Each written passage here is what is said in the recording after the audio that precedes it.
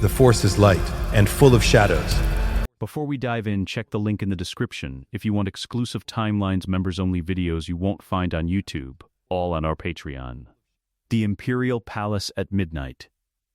Coruscant's endless city glow bleeds through the transparent steel of Vader's meditation pod, painting the interior in amber and shadow. The hum of 10,000 passing speeders is the city's pulse, distant and indifferent. Inside the pod, the Dark Lord sits. He is not meditating, he is listening. For 3 hours he has held himself perfectly still, reaching out through the Force the way a surgeon presses fingertips against a wound, carefully, with clinical precision, testing for something he cannot name.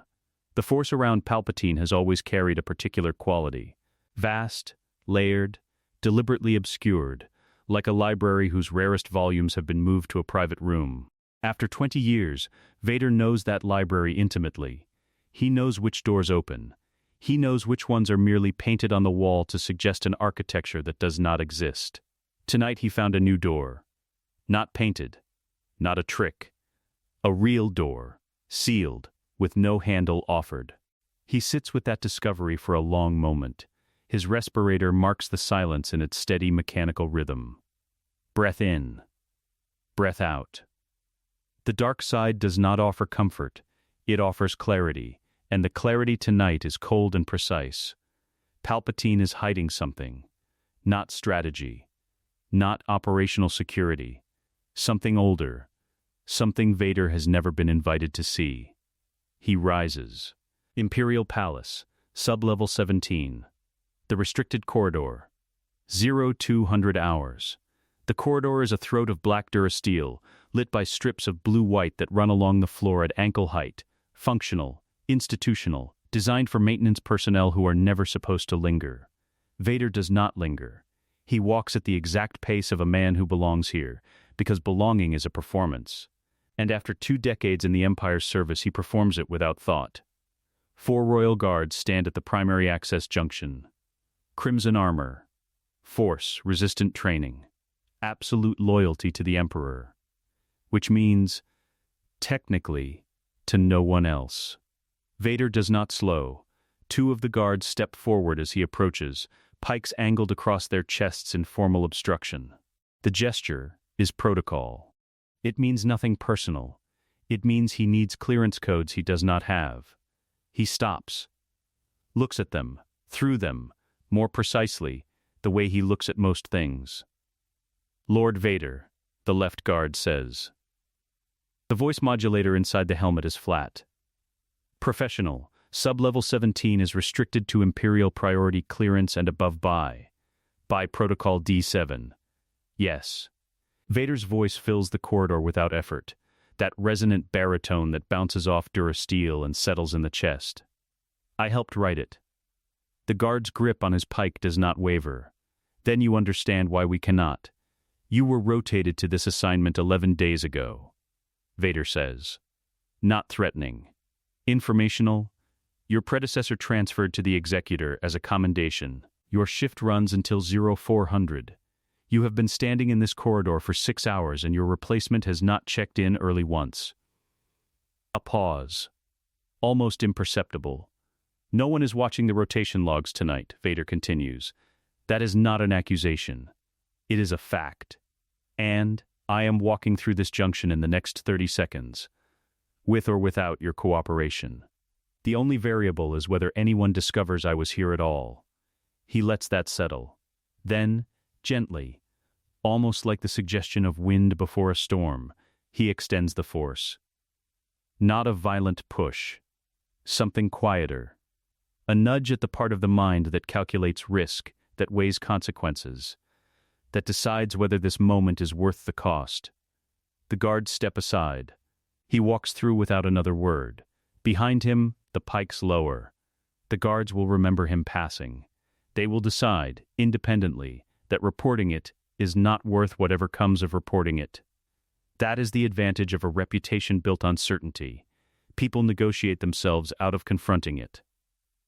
Sublevel 19. The vault antechamber.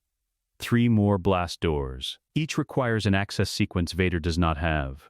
He uses what he does have. 20 years of watching Palpatine's security architecture expand outward from this palace, layer by layer, and the understanding that every architect leaves fingerprints in their own design. The second door uses a primary code that rotates on a 17-day cycle. He built 17-day cycles into the outer perimeter of the Executor. He knows the rotation algorithm because he approved it. The third door is biometric. His gauntleted hand, the mechanical one, the prosthetic, presses against the scanner. For a moment, nothing happens. Then he reaches into the panel through the Force. Not crudely. He does not rip the circuitry apart. He finds the exact relay between the scanner and the magnetic lock, the hairline gap between input and output, and holds it open, the way a man holds a lift door, until the lock disengages. The vault door grinds inward. Cold air spills out. Old air. Air that has not moved in a long time. He steps inside. The vault is smaller than he expected. He does not know why he expected grandeur. Palpatine has never hidden things in obvious places. The room is perhaps 6 meters across, the ceiling low, the walls lined with recessed shelving cut directly into the stone. Real stone, not Durasteel. Old construction, pre-Republic. The air carries something mineral and faintly burnt, like a place where lightning has struck the same spot for 1,000 years. The shelves hold objects. Not many. Perhaps 30 in total, each in a sealed case of transparent steel, each lit from beneath by a dim amber glow. Sith relics. Most of them. He recognizes some. Holocrons, a blade fragment that radiates cold malevolence even through its case. A mask, ancient and eyeless, that seems to track him as he passes. He stops. At the far end of the vault, on a raised plinth of carved obsidian, sits an object he does not recognize. It is palm-sized, roughly pyramidal. Dark red, almost black, the color of dried blood with surfaces that catch the amber light and hold it strangely, as if the object is drinking it rather than reflecting it. Etching covers every face in script he does not know, though the script's architecture feels Sith. Old Sith. Older than the Rule of Two. He reaches out and picks it up. The effect is instantaneous. A beam of red light stabs outward from the object's apex, narrow, sharp, laser-precise, and lances across the vault to point at the far wall. No, not at the wall. Through it. Through 19 sublevels of palace and Coruscant bedrock and city sprawl and atmosphere and vacuum, pointing at something in a direction that does not exist in any map he has ever consulted. He turns, holding the object, and the beam turns with him, always correcting, always pointing the same direction regardless of his orientation. The unknown regions. That is his first and only thought. He has no evidence. He has no coordinates. He has a beam of crimson light reaching through the walls of a hidden vault toward a direction no hyperspace chart acknowledges. And 20 years of proximity to the most dangerous mind in the galaxy. And an understanding, sudden and total, arriving not as a revelation, but as the final piece of a pattern he has been staring at too long, that this is what his master visits alone. This is what Palpatine goes to without him. 20 years, he has knelt in his master's shadow. 20 years of campaigns and atrocities and absolute service, of making himself the iron fist behind the Emperor's throne. 20 years, and there is still a locked door. There has always been a locked door. And it leads here, to this small, cold room, and to whatever this object is pointing at. The grief of that knowledge is specific. He does not call it grief, because Darth Vader does not use that word for what moves through him. He calls it data. He processes it as data, the confirmation that he was never trusted, that the relationship he understood as hierarchy was something smaller than that. A transaction. A utility. He has been useful for 20 years, and that is the whole of it. The resolve that follows is just as specific, cold and exact and total. He closes his gauntleted hand around the object. The beam continues to pour from between his fingers, thin threads of red light escaping through the gaps. He pockets it. He walks back through the vault, through the blast doors, pulling them shut precisely as he found them, through the restricted corridor, past the royal guards who look straight ahead and do not stop him. By 0300 hours he is in the deep hangar of the palace's private bay, standing before his TIE Advanced. By 0332 he has filed the flight plan under his own command authority, routine outer rim security inspection. Duration: 7 days. No escort required. No one will question it. He has filed variants of this record 40 times. It is the kind of errand that belongs to Darth Vader the way storms belong to open water. He seals his cockpit. The hangar bay doors grind open above him. The amber glow of Coruscant sky presses in. He lifts off without looking back. In his closed fist, through the flight glove, through the durasteel of the gauntlet. The Wayfinder pulses with its faint and relentless light, pointing the way toward something his master never wanted him to find. Deep space. The unknown regions. No star chart in the Imperial database acknowledges this coordinate. The TIE Advanced moves through darkness so complete it reads on instruments as an absence, rather than a condition, not the ordinary black between systems, but something denser, older, a region of space that has been unmapped by deliberate choice across centuries of galactic cartography. The stars here are wrong.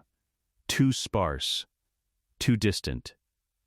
The constellations Vader has navigated by for 20 years are gone, replaced by a scatter of cold, unfamiliar light that offers no orientation. He has been flying for 11 hours. The Wayfinder sits in the cradle of the instrument panel where the secondary nav computer would normally sit. It rejected the cradle's electronic interface immediately. No port, no signal handshake, no acknowledgement that the device exists in any technological sense. It simply sits there, physical, ancient, pouring its thin beam of red light across the cockpit and through the forward viewport into the dark ahead. This is the third jump. Each time he completed a leg of the route, the beam shifted, a fraction of a degree, recalibrating, revealing the next coordinate as though the object were a compass needle that only moved when you arrived at where it was pointing. He cannot see more than one jump ahead. He cannot reverse engineer the full route. He is following a thread in complete darkness. And the thread is controlled by the object, not by him. Palpatine designed it this way. He understands that now. The Wayfinder is not just navigation. It is a leash. You cannot hand these coordinates to a crew. You cannot file them with Imperial intelligence. You arrive alone or you do not arrive at all. He makes the third jump. Red space. Undesignated region, unknown region's frontier. Hour 12. The hyperspace tunnel collapses and the viewport turns the color of a wound. It happens instantaneously, the clean white blue of hyperspace simply ending, replaced by a crimson murk so thick it reads visually as liquid rather than gas. A nebula, but not like any he has encountered in the mapped galaxy. The ionized particulate here is dense enough to scatter light in all directions at once, so the TIE's running lights bounce back at him from every angle, and the viewport glows red as if the ship itself is bleeding. Then the first lightning strike hits, not the ship. Nearby, close enough that the electromagnetic pulse rolls through the cockpit systems in a single hard wave. Instruments spiking and dropping, the deflector shield array screaming a proximity alarm before resetting. Vader's hands move across the controls without hesitation, redistributing shield power from the rear arc to the upper hull, prioritizing the cockpit. His fingers know this panel the way a surgeon knows a body. He does not look at his hands, he looks at the storm. It is everywhere. That is the first thing to understand about it. There is no edge he can fly toward, no clear corridor visible to instruments or eye. The lightning does not fall from above. It moves laterally, diagonally, erupting from within the nebula itself, along charge gradients that shift every few seconds. The TIE's sensor suite is trying to map it, and failing. The display cycling through projection attempts and abandoning each one before completion. The storm is moving faster than the sensors can process. The second strike hits the port solar panel. The impact transmits through the entire frame of the ship, a brutal, bone-deep vibration that he feels through the seat, through the deck, through his armor. The port shield collapses entirely. Warning lights across the entire left side of the panel go amber, then two go red. Vader cuts thrust to 40%. He reaches out with the Force, not to move anything, not to deflect.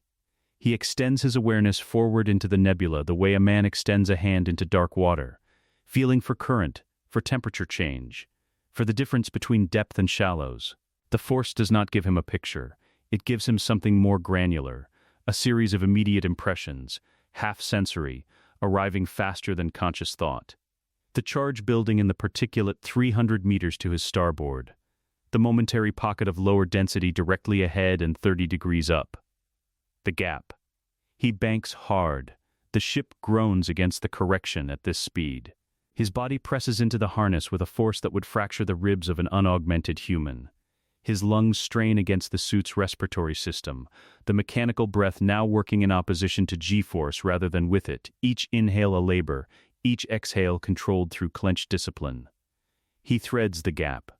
The lightning erupts behind him, close enough that the thermal bloom registers on the hull sensors for 2 full seconds afterward. He finds a rhythm.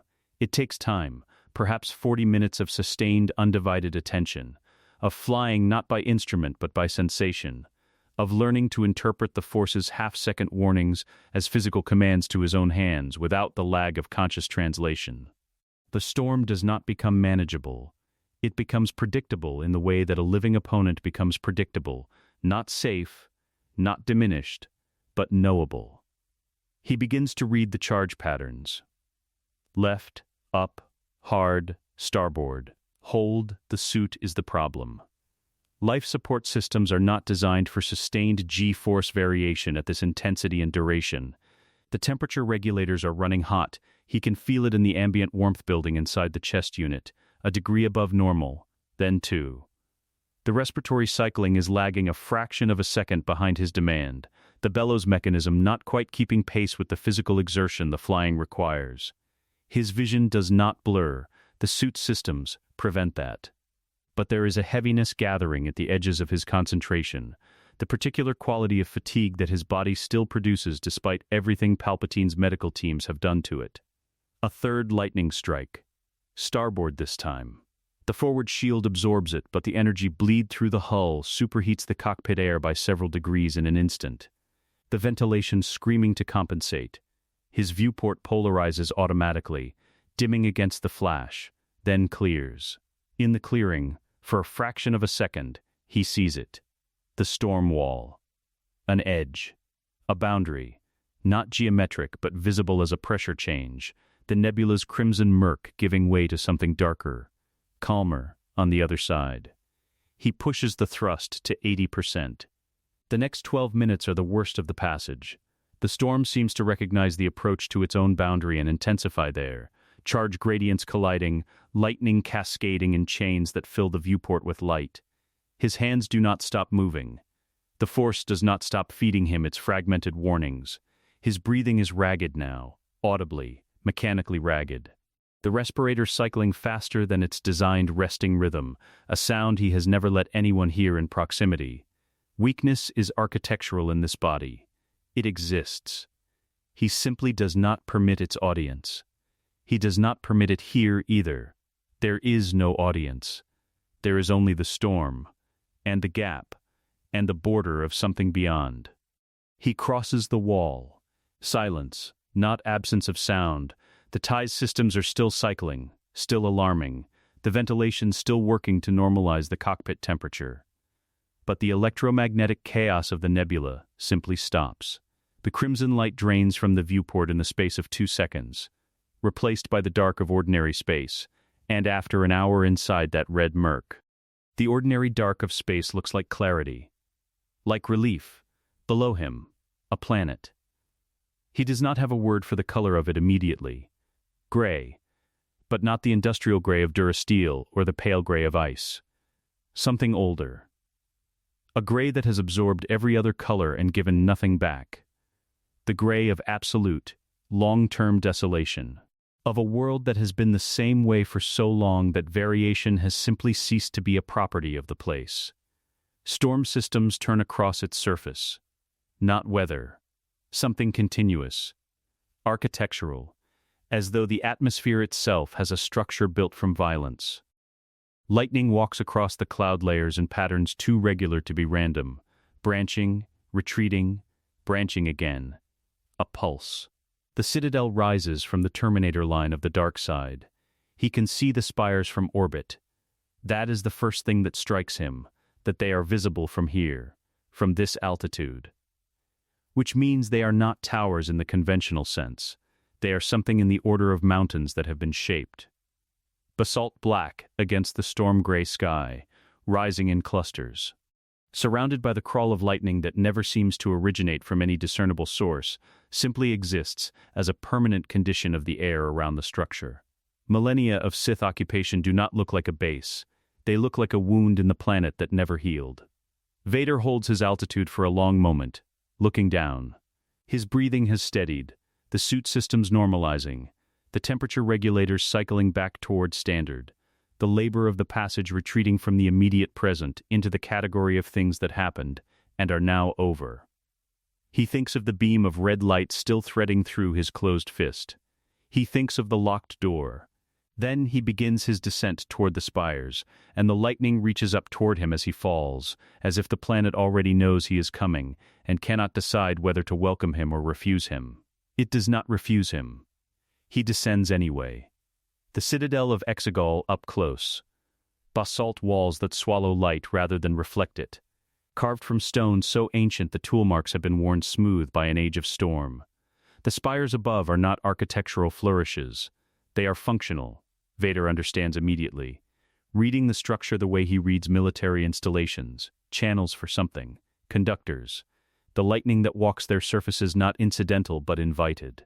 He lands in a recessed bay cut into the citadel's eastern face. No landing crew. No signal.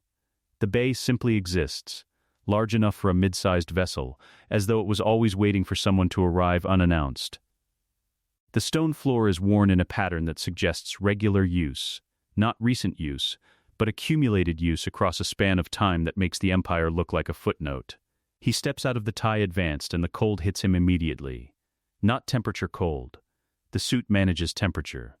This is the other kind, the particular quality of cold that exists in places where the dark side has been practiced at scale for so long that the Force itself has changed texture. He has felt it in Sith temples before, briefly, in passing. Here it is not an ambient condition. It is the atmosphere. It is what the air is made of on Exegol. He breathes it in through his respirator and says nothing. 3 cultists appear at the bay's inner threshold before he has taken 10 steps. They move differently than any group he has encountered in Imperial service. Not the crisp efficiency of stormtroopers, not the practiced deference of moffs and governors. They glide, robes so heavy and floor-length that the motion of their legs is entirely invisible, giving each figure the quality of something sliding, rather than walking. Crimson-black fabric, faces hidden inside deep hoods that seem to hold darkness rather than simply shadow. They stop at a precise distance and bow in absolute unison.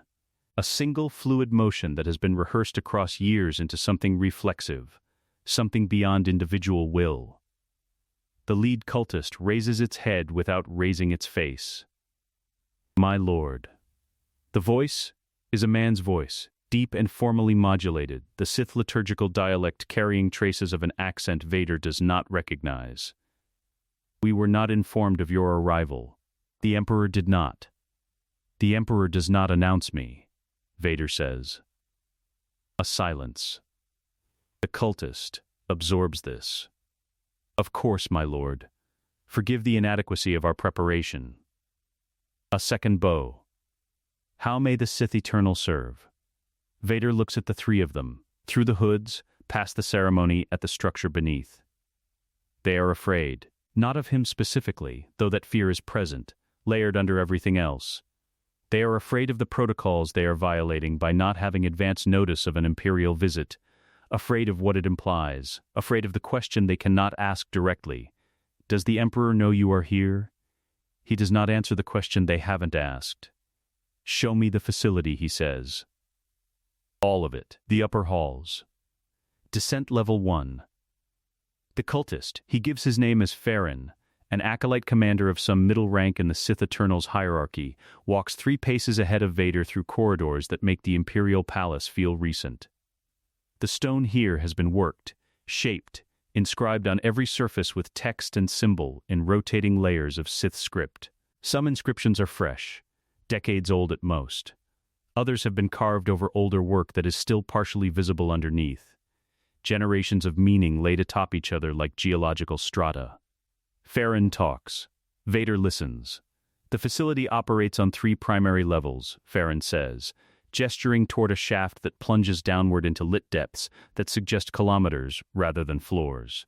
The upper levels, where we walk now, house administration, the acolyte quarters, the ritual chambers for the sustained work. He pauses, selecting words with care. The middle levels contain the technical infrastructure, laboratories, engineering, the recirculation systems. And below that, Vader says, it is not a question. Farron's hesitation confirms the answer before the words arrive. The lower levels are under direct Imperial seal, Farron says carefully. Access is restricted to me, Vader says. Continue. A longer hesitation. Then Farron nods and walks on, and the question he is not permitted to ask, did the Emperor authorize this specifically? Joins the one already suspended in the air between them. Unanswered, Vader files the hesitation. Farron will report this visit the moment he finds a secure channel. That gives him a window. He does not know how wide it is. The eternal provision, Vader says, as though reading the word off a list. Farron's stride breaks, a single missed step, barely perceptible, before he recovers. My lord? I heard the phrase during the approach briefing, Vader says. Which is true in the specific sense that he heard nothing, and has invented the briefing entirely. Clarify. Farron is quiet for a moment that lasts precisely as long as a man calculating risk. The eternal provision is the Emperor's design, he says at last. Against failure. Against defeat. Against the termination of his rule by external force. He chooses the next words with the care of someone who has been instructed never to say them plainly. It ensures continuity. Continuity, Vader repeats. Yes, my lord. Of the Empire. Of Imperial rule, yes, of Palpatine. Vader thinks. Not the Empire. Never the Empire. The word is a vessel for a single cargo, and Farron knows it and will not say it. And the gap between what the cultist says and what he means is the exact shape of Vader's suspicion confirmed. He says nothing further on the subject. He walks, and Farron walks ahead of him, and the chanting from somewhere below rises and falls like a tide. The sub-levels. The vat chamber. Descent level 3. The smell reaches him before the chamber does. Not decay, something adjacent. A chemical sweetness underlaid with something organic and wrong. The particular olfactory signature of biological material in suspension. Of living tissue maintained outside a living body. The suit's filters register the compounds and flag them for analysis. He dismisses the analysis. He does not need instruments to tell him what is at the end of this corridor. The doors are 3 meters tall and open on a hydraulic system that exhales cold pressurized air as they part. He steps through. The chamber is the size of a hangar. The ceiling is lost in shadow above him, not darkness from lack of light, but darkness from sheer vertical distance, the space rising so far that the ambient glow from below cannot reach the top of it. That glow comes from the vats. They stand in rows, hundreds of them, perhaps more. The rows recede into the chamber's depth until perspective compresses them to a line of faint green-red pulses. Each vat is a vertical cylinder, floor to ceiling, sealed in transparent steel clouded slightly by condensation and the density of the fluid inside. The fluid itself is dark green shot through, with veins of deep red bioluminescence, pulsing slowly, rhythmically, at a rate that is not quite a heartbeat, but carries the same suggestion of life maintained under artificial pressure. Inside each vat, a body. He walks to the nearest one. The figure suspended inside is complete in its basic architecture. 2 arms, 2 legs, a torso, a head, but the architecture is wrong in ways that accumulate as he looks. The proportions are slightly off, the face too broad in the jaw and too shallow at the temple. The musculature suggests a body that grew according to a template, rather than a life. The eyes are open. That is the detail that takes him a moment to process. The eyes are open, pale and unfocused, and there is nothing behind them. Not blindness, not sleep. Absence. The biological machinery of sight installed and functioning in a vessel that has no occupant. He moves to the next vat. The figure inside is worse. Asymmetrical, the left shoulder higher than the right by several centimeters, the skin across the neck and jaw modeled in a pattern that suggests cellular error, the kind of error that accumulates when replication is imperfect and no mechanism exists to correct it. One hand is slightly larger than the other. The face bears a structure that nags at some edge of his perception. A heaviness in the brow, a particular set of the jaw, not recognition exactly, but the sensation of looking at something engineered to suggest a person rather than copied from one. A face built in a laboratory rather than lived in. A design without an original. He stops. He looks at the face for a long time. There is no file for this. No intelligence report, no security footage, no record from any Imperial database he has ever consulted. Whatever template Palpatine used for these constructs, it did not come from a living person whose history could be traced or cross-referenced. It came from design, from intention, from the specific requirements of what Palpatine needed the body to be, the scale, the presence, the capacity to eventually project authority across a galaxy, rather than from any human being who ever actually existed. These are not copies of someone. They are the product of a plan so long and meticulous that even the face of the vessel was engineered from scratch. The knowledge assembles itself in him without drama. No single revelation, just pieces arriving and fitting together the way tactical intelligence assembles into a picture of enemy intent. He was never the heir. He understood this abstractly on Coruscant, standing in the vault with the Wayfinder in his hand. Here, surrounded by the physical evidence, the abstraction becomes specific, and the specific is worse. Palpatine has been building a body to return to. An army of bodies, ranked by quality, maintained in suspension, waiting for the moment when the Emperor's current flesh finally fails, and his spirit needs somewhere to land. The clones are not a dynasty. They are luggage. They are a man packing for a journey he intends to take alone. 20 years. He has enforced this empire for 20 years, put down rebellions and broken fleets and stood at Palpatine's side through every campaign. And in this chamber, in these vats, is the Emperor's actual plan for the future. A future in which Darth Vader is not a successor, not an heir, not even a lieutenant. A placeholder. A guard dog for a house whose owner was always planning to renovate it without him. He did not train me to inherit the galaxy, Vader thinks. He trained me to guard it, until something better arrived. He stands motionless before the tanks for a long time, long enough that the rhythmic pulse of the bioluminescence becomes something he stops seeing and simply exists within. Long enough for the grief, which he does not call grief, to move through him completely and harden on the other side into something that has no yield in it at all. Then, he turns from the vats. He has seen enough. Now he needs access to the recirculation systems. Now he needs to get to work. The engineering access ducts of the Citadel run beneath the vat chamber like a circulatory system beneath skin, narrow, utilitarian, lit by strips of pale amber that hum at a frequency just below hearing. The pipes here are old. The original Sith construction, ancient beyond reckoning, has been threaded through with Imperial standard conduit and tubing added recently enough that the joins between old and new are visible as seams. Ancient basalt wrapped in durasteel fittings. The two materials in permanent disagreement about temperature and expansion rate. Condensation pooling at every junction. Vader walks the duct corridor at a pace that suggests purpose without destination. The walk of a superior officer conducting an inspection, which is precisely what he is pretending to do. His data pad is open. He makes notes on it. The notes are meaningless structural observations about conduit diameter and junction spacing, but the act of recording them is the performance. And the performance is the protection. Farron did not follow him down here. That was the first small victory. After the vat chamber, Vader had turned to the acolyte commander with the particular quality of dismissal that does not require words, just a sustained silence and a half-turn of the body, and Farron had understood. Subordinates always understand that silence. It means, you are no longer needed and your continued presence would be an error. Farron bowed and retreated to the upper levels, and Vader has been alone since. The nutrient recirculation system is exactly where the facility's design logic suggested it would be.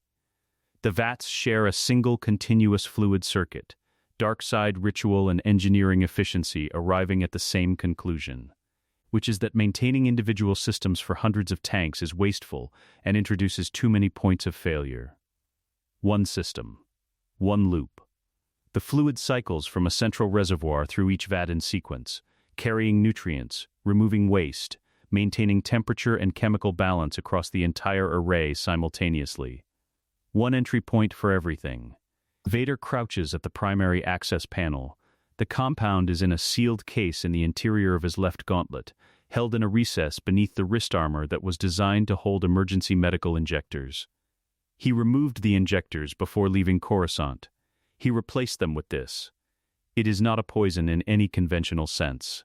He spent 4 hours in the deep archives of his personal library, the collection of Sith alchemical texts he has assembled over 2 decades, volumes Palpatine occasionally allowed him to study and occasionally did not, identifying a mechanism that would satisfy 3 requirements simultaneously. It must be undetectable by standard biological and chemical diagnostic systems. It must be inert under all normal operating conditions, regardless of duration. It must activate in the presence of a specific and narrow trigger, the sudden, massive surge of dark side energy that accompanies essence transfer at the scale Palpatine would require. Not meditation. Not ritual practice. The specific event of a consciousness attempting to flood into a prepared organic vessel. What he found was not a poison. It is more precise than that. A dark side alchemical compound, derived from techniques old enough to predate the Rule of Two, that bonds to the cellular structure of the cloned tissue at the molecular level, and remains structurally inert, invisible to scans, invisible to the fluid's own chemical monitors, until that specific surge. At that moment, the compound completes a reaction that the dark side energy itself catalyzes. The vessels do not degrade. They do not fail slowly. They reject, instantly and catastrophically, becoming structurally incompatible with occupation. He knows the mechanism works. He spent the 12-hour flight from Coruscant ensuring he understood the theory completely. Because the one thing he cannot afford is doubt at the moment of application. He opens the access panel. The recirculation manifold is a dense cluster of pipes and valves at the junction of the shared fluid loop, a technical nexus that smells of the same chemical sweetness as the vat chamber above, more concentrated here at the source. The fluid moves through the transparent primary feed pipe in slow dark pulses, that same green-red bioluminescence visible through the pipe wall, the rhythm of it patient and regular. He locates the injection port. It is designed for chemical additives, nutrients, stabilizing agents, and it is exactly where it should be, a recessed valve on the primary feed line. Third junction from the reservoir. He removes the sealed case from his wrist recess. Opens it. The compound inside is dark, nearly black, filling a standard medical injector with the appearance of something too dense for light to fully penetrate. He connects the injector to the port. And then, from behind him, a voice. Lord Vader. He does not move. Not the flinch of surprise. He heard the footsteps 20 seconds ago and filed them, continuing to work. Calculating. The voice belongs to a woman. Middle register. Precisely controlled. An accent that places her in the core. Educated. Imperial adjacent. Not a cultist. Something with more authority than Farron. He finishes the connection before he turns. The woman standing at the duct corridor entrance is perhaps 50, gray-haired, wearing the black uniform of a senior Imperial technical administrator, with Sith Eternal insignia at the collar. The hybrid affiliation of someone who serves both hierarchies and has learned to navigate the overlap. Her face is composed, professionally neutral, but her eyes are doing the calculation that all competent people do when confronted with something that does not fit their model of how the day was supposed to proceed. I was not notified of an Imperial inspection, she says. Not accusatory. Careful, no, Vader says. He straightens to his full height. In the narrow duct corridor, the effect is considerable. You were not. She does not step back. That is information. She has enough rank to hold her ground in front of Darth Vader, which means she has direct communication access to Palpatine's office, and knows it. She is the most dangerous person he has encountered since landing. "I am Overseer Thanos," she says. "Chief Technical Administrator of the biological infrastructure." A pause.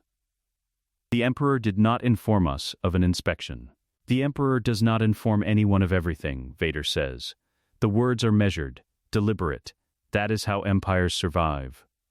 Thanos looks at him, at the open access panel, at the manifold behind him, and the connection point where his hands were working. "I see you've been examining the recirculation manifold," she says. "I have been examining the recirculation manifold," Vader confirms. The confirmation is itself the deflection, the bluntest possible acknowledgement, delivered in a tone that implies the observation is beneath comment. "May I ask what prompted the Emperor's interest in the infrastructure at this particular?" "You may not," Vader says. Another silence. Thanos absorbs it. Her eyes move once more to the manifold, and he reads the calculation happening behind them. She is trying to determine whether what she is looking at is an irregularity worth reporting, and weighing that against the cost of being wrong about the most dangerous man in the Empire. He takes one step toward her, not threatening. Deliberate, the step of a man closing a conversational distance, which in this corridor, given who he is a form of pressure that requires no words to complete. "Overseer Thanos," he says, "how long have you administered this facility?" She blinks. The question is not what she expected. 11 years, my lord. 11 years of service to the Emperor's most classified project," Vader says. "That is not an assignment given to people who ask questions at the wrong moment. The implication is clear enough. It lands." "Of course, my lord," Thanos says. Her voice does not waver, but something behind it does. The particular surrender of a competent person who has correctly identified the ceiling of what their competence can protect them from. "Forgive the interruption." She bows. It is a slightly deeper bow than protocol requires, which is its own kind of signal, compensation for the question she asked, an offering to balance the ledger. Vader watches her retreat up the corridor without turning his back on the manifold. He waits. He counts her footsteps until the acoustics of the duct confirm she has rounded the upper bend. Then, he turns back to the access panel, reseats the injector connection with the precision of a man who has rehearsed this motion 100 times in his head, and opens the valve. The compound enters the primary feed line. He watches it move, the dark density of it dispersing into the bioluminescent fluid, the two substances meeting and integrating, the compound becoming invisible within the larger medium within seconds. No color change, no reaction, no alarm. The fluid continues its slow pulse through the pipe wall as if nothing has changed. Because to every instrument in this facility, nothing has. The chemical monitors will see normal fluid composition. The biological scanners will see undisturbed cell cultures in each vat. The diagnostic system will report all nominal. It will always report nominal. Until the one moment that matters. He closes the valve, removes the empty injector, seals the access panel. The panel looks exactly as it looked when he arrived. The same dust and the same pattern at the seam edges, the same wear marks around the locking mechanism. He steps back. Above him, through the ceiling of the duct corridor and the floor of the vat chamber and the slow, dark pulse of the bioluminescent fluid in 100 tanks, the cloned bodies continue their patient waiting. Vacant eyes open in the dark, tissue maintained in perfect suspension, genetically prepared, ritually attuned, ready for a tenant. The sabotage is already in them now, dormant, invisible, waiting with the same patience as the clones themselves. Vader picks up his datapad. He makes a final note. Recirculation system, no structural irregularities observed, and walks back up the duct corridor toward the upper levels. Behind him, the tanks pulse. They do not know what they are carrying now. The descent shaft is not on any schematic Farron showed him. Vader found it the way he finds most things that are deliberately hidden, by looking at what the architecture implies rather than what it shows. The Citadel's upper levels have a weight distribution that doesn't match their visible mass. The basalt walls are too thick relative to structural need. The floor vibrations carry a resonance that suggests open space far below rather than solid rock, and the power conduits running through the engineering ducts are rated for a load that the visible facility cannot account for. Something is drawing enormous power from deep beneath the surface, something that requires the kind of sustained energy output that makes the Citadel's life support and laboratory systems look like ambient noise. He found the shaft behind a false wall in the sub-level 4 maintenance corridor, not hidden with particular sophistication, just hidden with the confidence of someone who never expected anyone to look. A vertical drop, wide enough for cargo lifts, lined with guide rails and emergency ladder rungs, the bottom invisible from the top because the shaft itself curves slightly, obscuring the destination. He takes the emergency rungs. The lift would log his descent. The rungs do not. He climbs down for a long time. Exegol shipyards. Below the planetary crust. Depth unrecorded. The shaft opens onto a catwalk. He steps onto it and stops. The cavern below is not a cavern in any scale he has a ready reference for. It has been carved, not naturally formed, carved, over a span of time he cannot estimate, from the basalt root of the planet itself, leaving a space so vast that the far wall is not visible. Atmospheric haze obscures the distance, lit from below and from construction rigs mounted on the walls at intervals, each rig throwing hard industrial light across the nearest vessels and leaving everything beyond in a graduated murk of partial illumination. The ships are enormous. He has seen Star Destroyers assembled before. He has stood on the orbital construction platforms above Quat and watched the great wedge-shaped hulls take form section by section over months of industrial labor. He knows their scale the way he knows his own armor, as a constant, as a given, as one of the fixed measurements against which other things are compared. These are larger. The hulls are the same fundamental geometry. The Imperial wedge, unmistakable, but stretched and deepened. The ventral surface modified with a weapons installation he has never seen on any vessel in the Imperial Navy's active inventory. A single massive cannon, running the full length of the ship's keel, housed in a reinforced turret system that has no analog in any weapon specification he has studied. He is looking at it from above and at distance, and he still understands immediately what it is designed to do. Not ship-to-ship engagement. Not orbital bombardment in the conventional sense. Planetary destruction. Single weapon. Single vessel. Hundreds of them, ranked in the cavern's dark in formations so dense that the lights of the nearest ships blur into a single low glow before the formations begin to distinguish themselves from each other. He cannot count them from this position. The number is not relevant in the way that individual numbers are usually relevant. It crosses a threshold where the specific count stops mattering and only the category matters, which is more than enough to end any conceivable resistance. Palpatine did not build a contingency. He built a second empire. Complete, armed, waiting, Vader stands on the catwalk and looks at it for a long time. The respirator marks the silence. Somewhere far below, a construction rig throws sparks that fall in a slow orange cascade, catching the light as they drop, dying before they reach the cavern floor. An empire within an empire, he thinks. He built a god's army and called it a secret. I will call it mine. Shipyard command level. Primary infrastructure hub. The command center is built into the cavern wall at mid-level, a shelf of durasteel construction bolted to the ancient basalt, housing the control systems for the entire shipyard complex. It is staffed by a skeleton crew of perhaps 20 personnel, a mix of Sith Eternal technical administrators, and a handful of Imperial Navy liaison officers who have the particular quality of people who have been here too long and stopped asking questions about where here actually is. They see him coming from 30 meters out. The effect is the usual one. Spines straighten.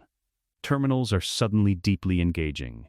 The senior officer present, a Navy captain named Grant, according to the insignia, with the sun-deprived pallor of someone who has spent years below a planetary crust, crosses the floor to intercept him with the brisk efficiency of a man who has decided that looking in control of this situation is more important than actually being in control of it.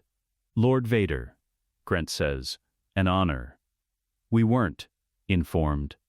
Vader says, I know. Show me the command architecture. Grant shows him the command architecture. It takes 40 minutes, and Vader spends every second of it absorbing specific information rather than general impressions: the activation protocol, the authentication hierarchy, the command key structure that determines whose voice the fleet responds to and in what order of precedence. The system is elegant in the way that Palpatine's designs are always elegant, layered, redundant, with multiple failsafes against unauthorized activation and a single point of supreme authority at the top of the chain. That point is keyed to Palpatine's voice and biometric signature alone. The failsafes below that point are keyed to a rotating series of command codes, refreshed on a schedule. Grant explains with the enthusiasm of someone who designed the system and has not had many opportunities to describe it to anyone who might appreciate it. Vader listens with complete attention, because he needs to understand exactly what he is about to circumvent. The secondary authentication tier, he says when Grant pauses for breath. It uses Imperial Navy Supreme Commander credentials as the base layer. Grant nods. Standard practice for fleet assets, my lord. The secondary tier accepts any Supreme Commander level authentication as a valid override for operational parameters, though not for the primary activation sequence, which requires the Emperor's direct authorization, Vader says. Yes, he lets Grant believe that is the end of the inquiry. The terminal he needs is in the secondary control hub, partitioned from the main floor by a transparasteel wall, and accessible through a single doorway. He enters it on the pretext of reviewing the fleet's structural specifications, plausible, specific, the kind of detail a Supreme Commander might reasonably want to verify. The two technicians inside relocate to the outer floor at a gesture. The door closes. He sits at the primary terminal. His Supreme Commander credentials open the secondary authentication tier without resistance. Grant was right that it is standard practice, which is the vulnerability. Because standard practice was designed for a galaxy in which the Supreme Commander and the Emperor are aligned. It was not designed for this. He begins with the operational parameter files. These are accessible at his clearance level, and he moves through them deliberately, building a navigation path through the system's architecture that looks, in the access logs, like a thorough but unremarkable review of fleet readiness data. He needs the logs to show a pattern of legitimate inquiry before they show anything else. It takes 20 minutes to reach the command key registry. The registry is the heart of it. Here is where the authentication hierarchy lives, the layered structure that determines whose orders the fleet obeys, in what sequence, under what conditions. Palpatine's primary key sits at the apex, and Vader does not touch it. Moving or modifying the primary key would trigger an alert. He has no intention of touching the primary key. What he is doing is quieter than that. The secondary command tier has a provision for designated fleet commanders, officers granted limited operational authority by the Supreme Commander for purposes of coordinated fleet action. The provision exists because Palpatine included it as a practical military necessity. It has never been used for this fleet because this fleet has never been activated and has no designated commanders. The field is empty. Waiting, Vader enters his own command credentials. Not as a replacement for Palpatine's authority. As an addition to it, the system's first officially designated fleet commander, entered through a legitimate provision using legitimate Supreme Commander credentials, in a way that the access logs will record as an unremarkable administrative update. The change is real. It is just not loud about being real. He sets the permission scope carefully. Full operational command authority, activating upon the primary key's authorization of fleet deployment, meaning the fleet requires Palpatine to wake it, but once woken, it answers to Vader. Or, if the primary key is no longer available to issue the wake command, the secondary authority has a provision for that too. Emergency Operational Command, transferable under specific conditions. He writes those conditions carefully, in the specific bureaucratic language of Imperial Fleet Administration, in a clause that will read to any auditor as a routine failsafe. The terminal accepts the changes. He closes the registry.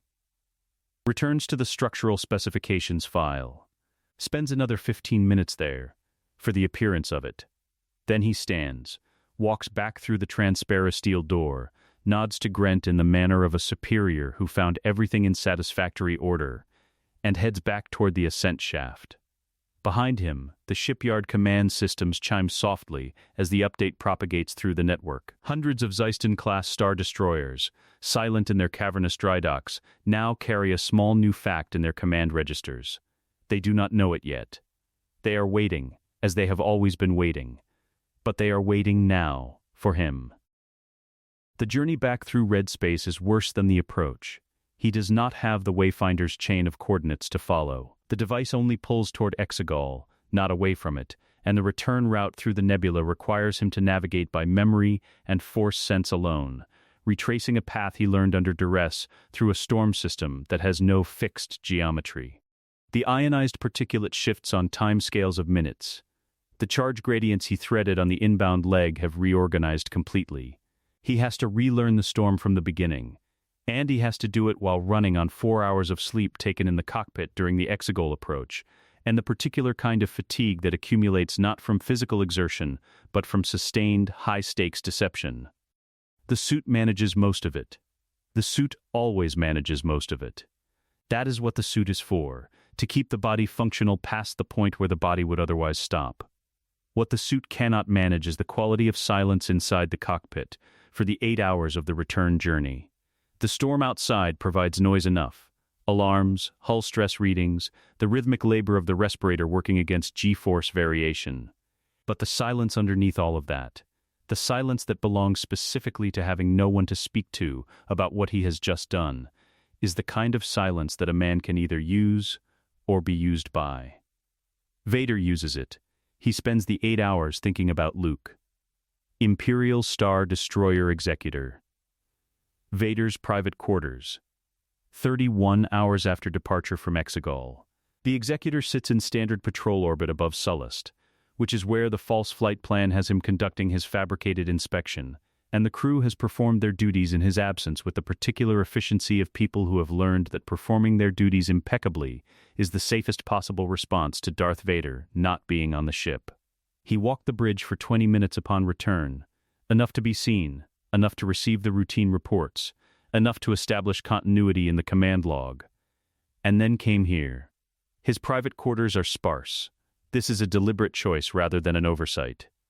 20 years ago, when Palpatine gave him the Executor as his flagship, the Emperor's own designers submitted plans for the Admiral's suite, private dining, ornamental displays, the architectural vocabulary of authority made comfortable. Vader had the plans returned with all of it removed. What remains is a meditation chamber, a repair alcove for the suit, a terminal, and a narrow bunk that is used approximately 3 times a month when the body's requirements override everything else. He sits at the terminal. The decision he has been turning over for 31 hours is not about whether to contact Luke. He resolved that in the first hour of the return journey, when the calculations finished and only one path had the necessary variables. The decision is about how, which framing, which sequence of information, which approach gives him the best probability of Luke listening, rather than immediately closing the connection. His son is not stupid. That is the first and most important variable. Luke Skywalker is force-sensitive at a level that Vader has not seen in a living being since Obi-Wan, and force sensitivity at that level comes with a perceptual acuity that makes deception expensive. He cannot simply construct a convincing lie. Luke will feel the lie before the words arrive. He can, however, tell the truth selectively. He can give Luke exactly the information that serves the purpose without giving him the information that would complicate it. That is not deception. That is strategy. Vader has been practicing it for 2 decades, and he knows the difference. He opens himself to the Force and reaches. It is not a comm channel. It leaves no signal for Imperial intelligence to intercept. No transmission record in any system. No evidence in the electromagnetic spectrum that communication occurred. It is something rarer and more difficult than that. A deliberate extension of Force awareness toward a specific, known presence, pressed outward with the full weight of his power across the distance between them, until the 2 fields of awareness touch at their outermost edge. Not a channel, a contact. The difference matters. A channel carries signal in both directions without cost. This costs him something with every moment he holds it, the way any act of precision sustained at distance costs concentration that cannot be spent elsewhere. He has attempted this once before, above Cloud City, in the aftermath, reaching through the Force toward the son who had fallen rather than joined him. Luke shut it down within seconds that time. The wound was too fresh, and the grief too total. This time Vader extends the contact carefully, the way a man opens a door he is not certain will hold. No sudden pressure. No demand, just the opening itself. Offered and held. He waits. Luke finds it after approximately 90 seconds. Vader can feel the moment of contact, a flare of force presence, strong and clear and immediately guarded, like a hand pulling back from something hot before consciously deciding whether it burns. Then, slowly, Luke holds the contact open. The shared awareness assembles itself between them, partial, effortful, like two people speaking through a wall that muffles every third word. Vader perceives his son as a presence rather than an image, young, disciplined, the force around him carrying a quality of light that is not naive, but is still, despite everything, oriented toward that direction. Luke perceives him in return. Vader can feel the perception landing, the weight of it, the old grief and the older anger, and underneath both of those, buried but present, something that refuses to be entirely extinguished. Father, Luke's voice arrives through the contact with effort on both ends, present and distant simultaneously, each word requiring the kind of sustained focus that cannot be maintained indefinitely. You're reaching out to me. I am, Vader says. That's not something you do without a reason. No, Vader says, it is not. A silence in the shared awareness. Luke is waiting, and the waiting is not passive. It is the active, attentive waiting of someone taking a reading, feeling for deception, for manipulation, for the particular quality of force presence that accompanies an agenda. He is good at this, better than he was at Cloud City. Vader gives him nothing to find, because what he is about to say is true. Your Emperor has built a second empire in secret, he says, meant to outlive us both. Help me end it, or watch it enslave everything you love. The contact goes very still. Show me, Luke says. Vader shows him. Not everything, not Exegol's coordinates, not the sabotage, not the fleet override, but the vats. The engineered bodies suspended in their bioluminescent fluid. The scale of the cloning infrastructure, the years of secret preparation, the machinery of an eternal provision designed to ensure that Palpatine's consciousness survives regardless of what happens to Palpatine's body. He transmits the impressions through the contact the way he would transmit tactical data. Clean, specific, without editorializing, letting the facts carry the weight. The transmission is imperfect, fragmented at the edges, impressions rather than images, but the shape of the thing comes through clearly enough. The scale, the purpose, the cold patience of it. Luke receives them.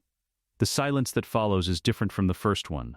Heavier, he can feel his son processing what has arrived, not just intellectually but through the force, testing the impressions for falsification the way a skilled swordsman tests a blade's balance, looking for the vibration that indicates poor metal. Why should I trust you? Luke asks. The question is honest. Vader respects honest questions. You shouldn't, he says. Trust the truth instead. Another silence. In the shared awareness, Luke's presence shifts, not closing, not opening further, but changing quality. The guardedness becoming something more like assessment. What do you want from me? Luke asks. I want you to meet me, Vader says. Endor system. The Death Star will be there for final weapons testing within the standard month. Palpatine will attend in person. He pauses. It will be the last time he attends anything in person. You want to kill him, Luke says. I want to end him, Vader says. Those are not precisely the same thing, and the difference matters. Come to Endor, see what I have built, make your own judgment about whether what I'm asking is worth the cost, and if I decide it isn't, then you leave, Vader says. I will not stop you. I will not pursue you. I need an ally, not a prisoner. Prisoners are useless for what I require.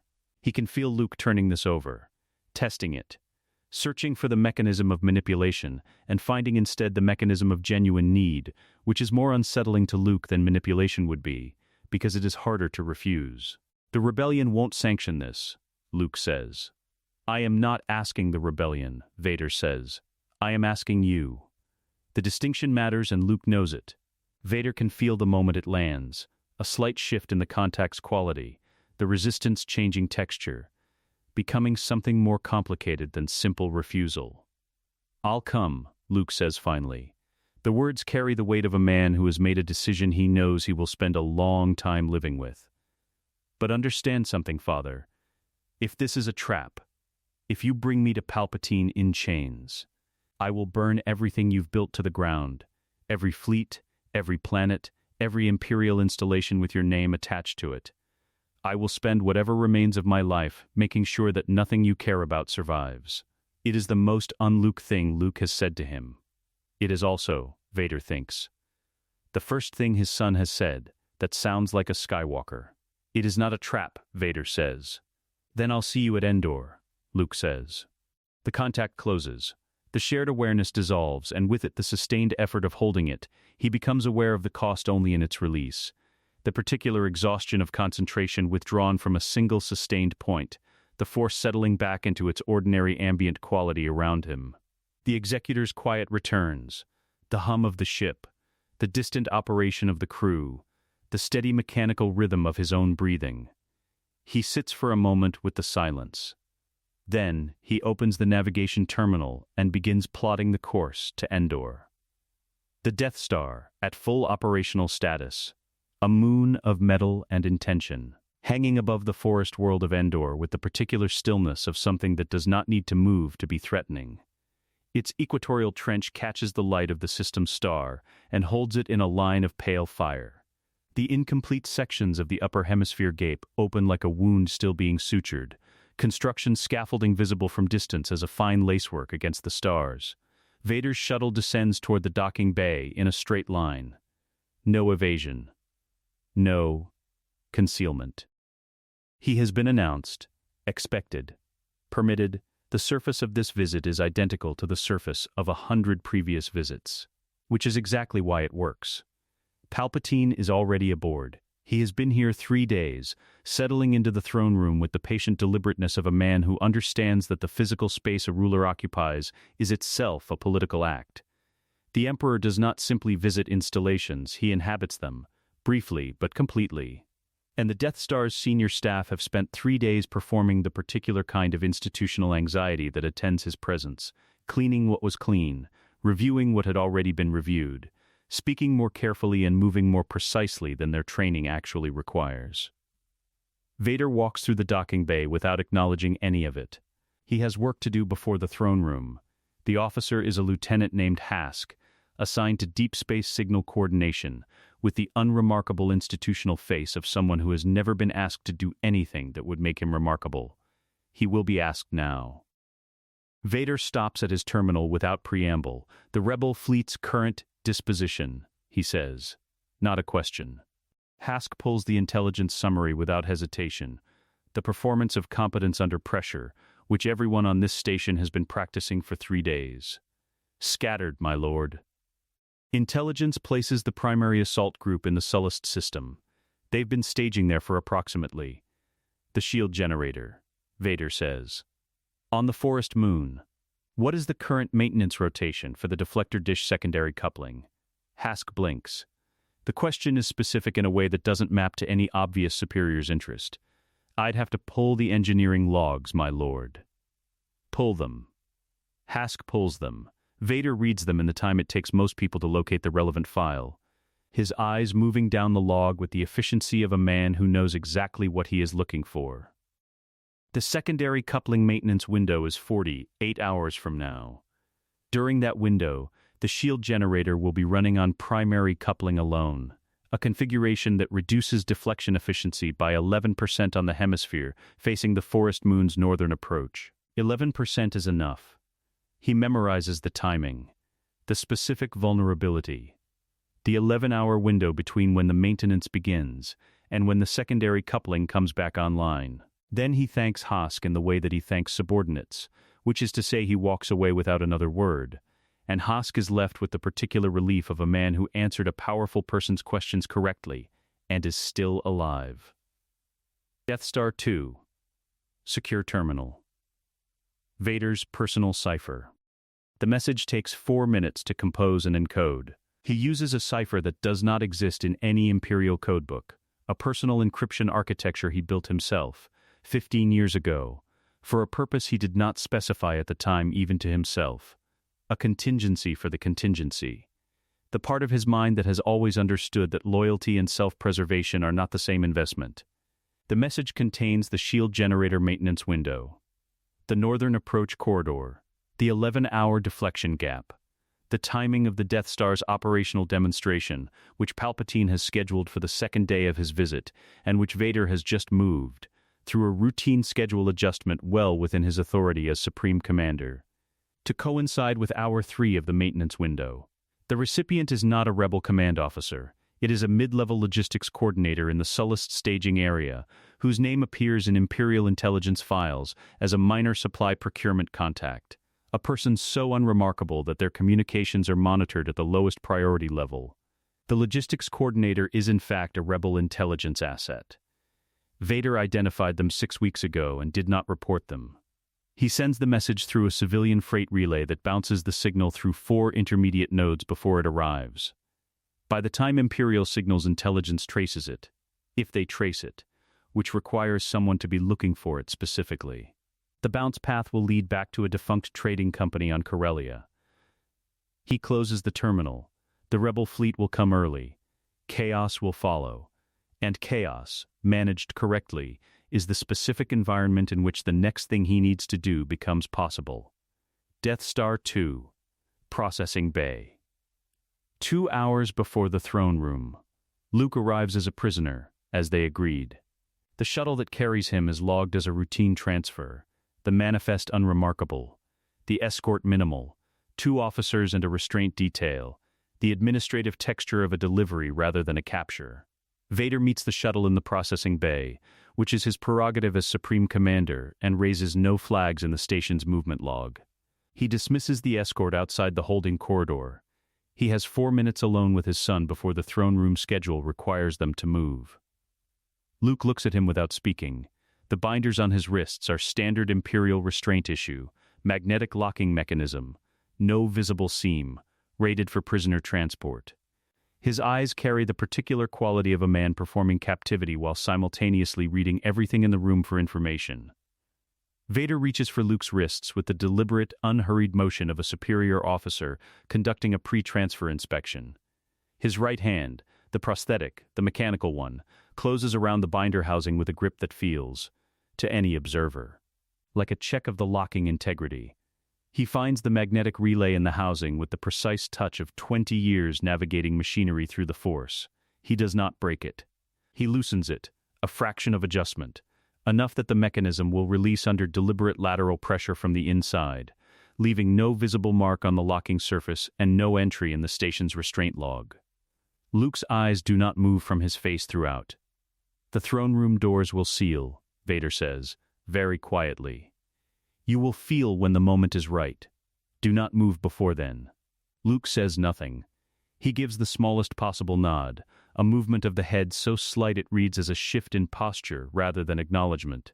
It is enough. Vader steps back. The escort is recalled.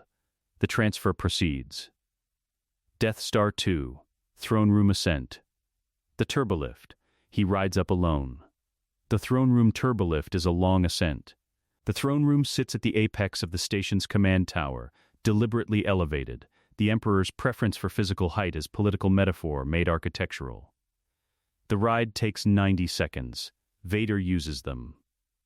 Palpatine will know something is different. He always knows. The dark side around him operates as a kind of atmospheric pressure system. The Emperor has spent 60 years developing a sensitivity to changes in the people near him that functions less like perception and more like weather sense. Vader has maintained the Force concealment, since Coruscant, holding the shape of his intentions carefully behind the familiar mask of absolute loyalty. And it has held. He is certain it has held. Because Palpatine's communications to him in the days since Exegol have been entirely routine, operational queries, status requests, the ordinary rhythm of command that only continues if the Emperor has no reason to vary it. What he cannot conceal is the specific quality of certainty he carries now. Certainty has a Force signature. So does its opposite. What he must present in the throne room is a version of himself that Palpatine has seen many times before, focused, controlled, bringing the Emperor his expected prize, with nothing underneath it that contradicts the surface. He has been Darth Vader for 20 years. If there is one thing he knows how to do, it is perform Darth Vader convincingly. The turbolift stops. The doors open. Death Star 2, the throne room. The room is everything the Emperor requires a room to be. High, dark, geometrically severe, the viewport behind the throne offering a panoramic frame of Endor below and the star field beyond. The galaxy as backdrop, as visual argument for the scope of what is being administered here. The Emperor's throne sits elevated on its dais, turned away from the entrance, facing the viewport. Luke is already here. He stands to the left of the throne, hands bound before him, wearing the expression of a man performing captivity, the slightly too controlled composure of someone who is not actually afraid, but has decided that appearing afraid is less complicated than appearing otherwise. Their eyes meet for a fraction of a second as Vader enters. Nothing passes between them. No acknowledgement, no signal. They have agreed to this in the brief moment of the processing bay, that they will give each other nothing, that the space between them in this room must read to Palpatine as exactly what it appears to be. A Sith Lord, delivering a prisoner to his master. Vader kneels before the throne as it rotates to face him. Palpatine is smiling, the smile that has no warmth in it, that exists as a functional expression. The face configuring itself into the shape that the moment socially requires while the mind behind it remains entirely elsewhere, conducting its own separate analysis. "Rise, Lord Vader," Palpatine says. The voice is a dry rasp, the particular texture of enormous power made deliberately small, the way a very large fire can be reduced to a very small flame without losing any of its heat. "I see you have brought me a gift." "As promised, Master," Vader says. Palpatine's eyes move to Luke. They stay there for a moment, reading, assessing, the yellow eyes doing the work that his words do not need to. Then they return to Vader, and the smile shifts by a degree that most people would not notice. Vader notices. "Everything is proceeding as I have foreseen," Palpatine says. "Not everything, Master," Vader thinks. The words are clean and cold and entirely private, held behind the mask of absolute loyalty with the same practiced discipline he has applied to every thought in this room for 20 years. "The rebel fleet will attempt an assault on the station within the cycle," Vader says. "Accurate, true, already in motion. I recommend we begin the operational demonstration on schedule. We will begin when I say we begin," Palpatine says mildly. "Sit with your patience, Lord Vader. The young Skywalker and I have things to discuss." Vader steps back. He takes his position to the right of the throne, where he has stood 100 times, where the architecture of the room places him as extension of the Emperor's authority rather than as an independent power within it. He goes still. Outside the throne room viewport, the forest moon of Endor turns slowly in the dark. Somewhere in the Sullust system, a logistics coordinator is reading a message. The rebel fleet is already moving. The throne room doors seal with a sound like a held breath, a compression of air, a mechanical finality, the room closing around the three of them with no announcement and no ceremony. Vader does not look at the doors. He already knows they are sealed. He has been waiting for them to seal for 20 years. Palpatine does not begin with Luke immediately. He begins with silence, the particular kind that he has always used as an opening move. The silence of a man who understands that the person who speaks first in a room has already conceded something. He sits in his throne with the stillness of something geological, hands folded in his robes, yellow eyes moving between Vader and Luke with the patient, measuring quality of a craftsman assessing two pieces of raw material before deciding which to work first. Luke stands with his bound hands held before him and says nothing. He has the particular quality of stillness that Force sensitives develop when they are listening to something beyond the room, the inward attention, almost meditative. That reads to the uninformed eye as calm, but is in fact its opposite. Vader stands at the Emperor's right and says nothing. His breathing marks the time. Outside the viewport, the forest moon turns. The battle station's skeleton crew moves through their routines in the levels below, unaware. The space battle has not yet begun, the rebel fleet is still in transit, the shield generator still active, the window not yet open. Vader calculates the timing in the back of his mind with the precision of a man tracking multiple clocks simultaneously, a skill the last 20 years have refined into something automatic. He has perhaps 40 minutes before the attack begins in earnest. He needs the room cleared before that. He needs the doors sealed, the guards dismissed. Palpatine's attention fully occupied by what is directly in front of him. All of that has already happened. The remaining variable is Luke, whether his son can hold the performance steady through what comes next. Because what Palpatine is about to do will test it, and Palpatine is very good at finding the exact pressure point where performances fail. "You are far from home, young Skywalker," Palpatine says finally. His voice fills the room without effort, that dry, precise rasp that carries the acoustic quality of absolute authority, of a man who has spoken in rooms like this for so long that rooms like this have shaped themselves to his voice, rather than the reverse. Luke meets his eyes. "I go where I'm needed." "Yes," Palpatine says.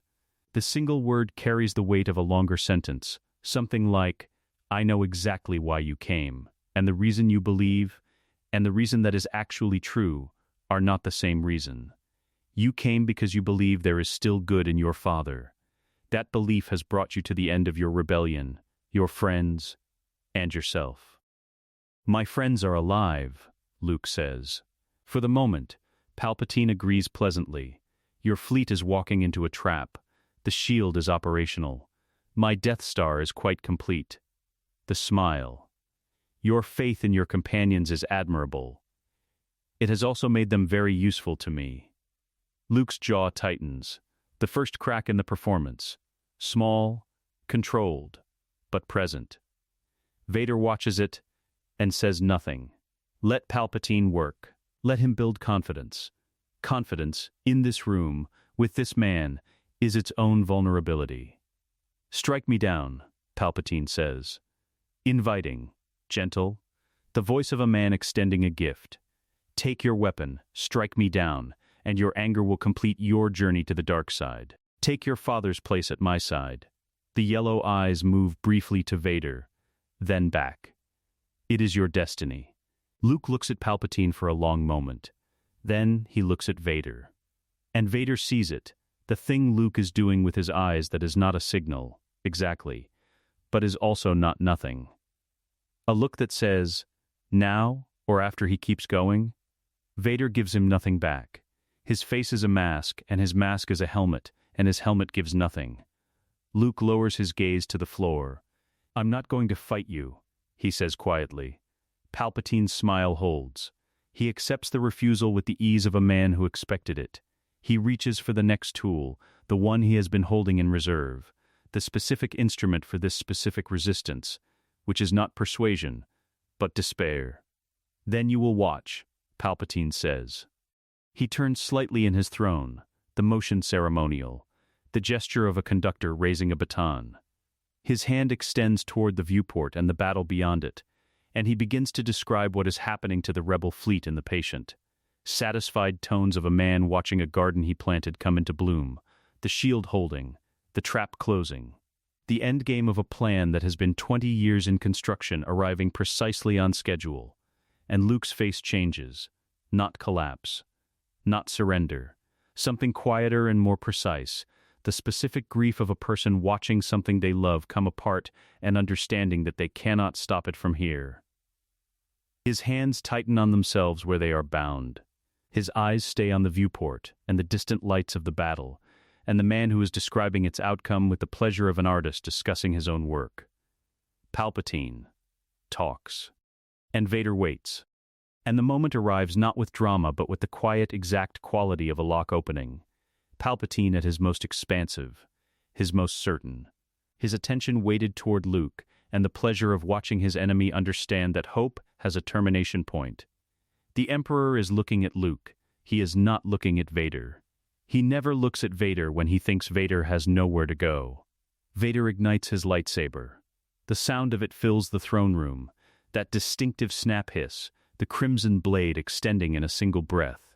And for the first half-second, it is simply a sound, a fact, arriving before its meaning does. Palpatine's head turns. The motion is unhurried. the turn of a man who heard something unexpected, but has not yet processed it as threatening, because the processing requires a premise that 60 years of Sith mastery has classified as impossible.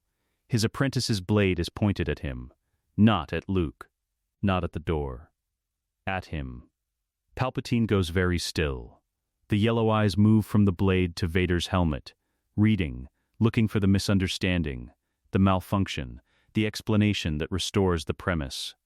The moment stretches, 1 second, 2, and then the explanation does not come, and the premise does not restore, and something moves across the Emperor's face that Vader has never seen there before in 20 years of proximity. Genuine surprise. It lasts only a moment. Then, something harder replaces it.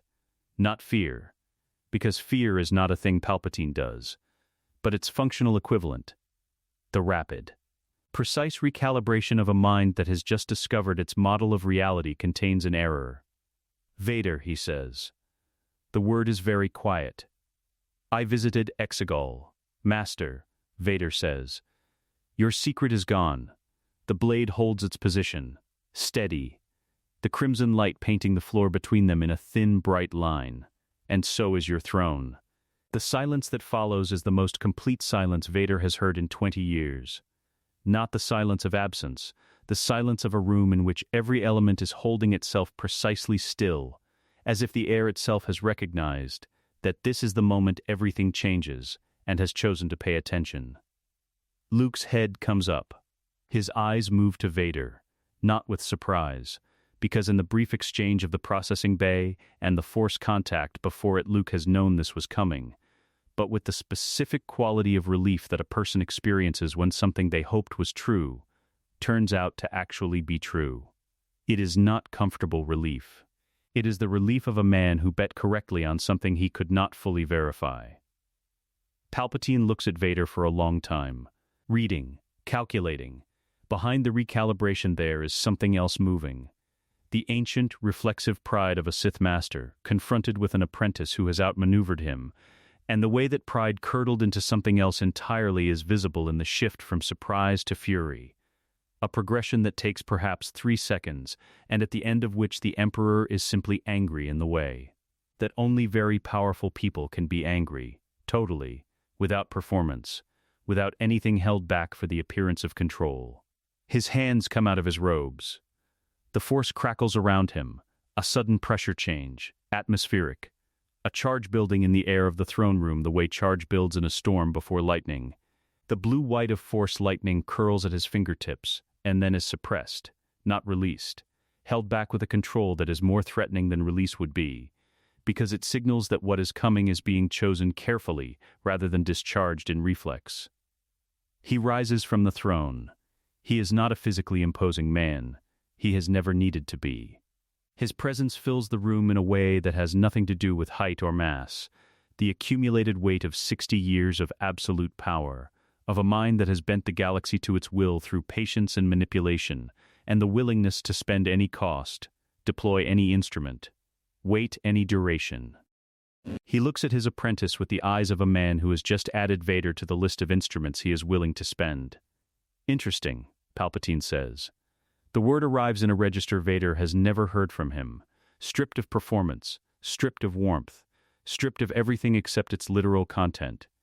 You think you know what you have done. I know exactly what I have done, Vader says. Luke moves.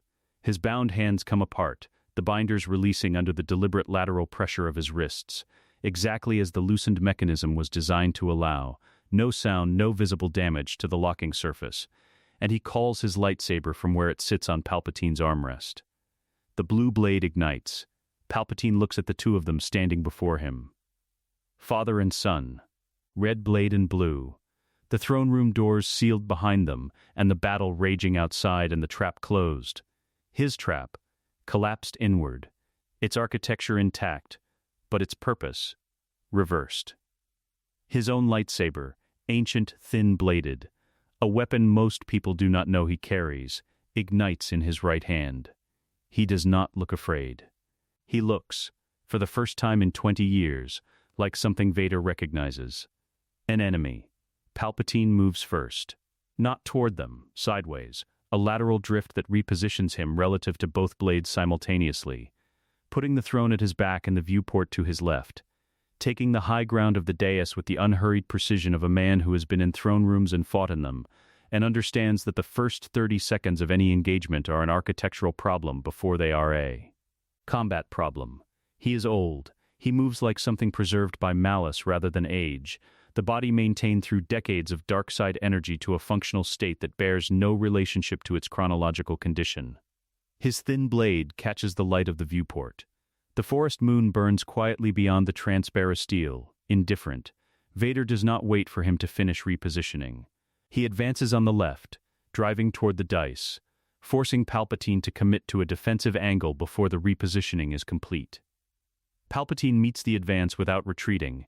He parries Vader's opening strike with a counter that redirects the heavier blade, rather than opposing it directly, using the momentum of the attack against itself. The thin blade slipping inside Vader's guard in the fraction of a second the redirect creates. Vader steps into the inside line deliberately, and takes the redirect on his shoulder armor, rather than his chest. The blade skates across durasteel and leaves a scorched line from shoulder to pauldron, a glancing strike rather than a penetrating one.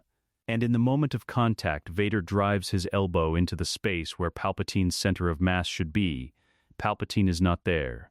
He moved with the contact rather than against it, a controlled slide backward and up the dais steps, creating distance. Luke comes in from the right. He is fast. Vader has not seen him fight before. Not properly. Not in the full expression of what he is.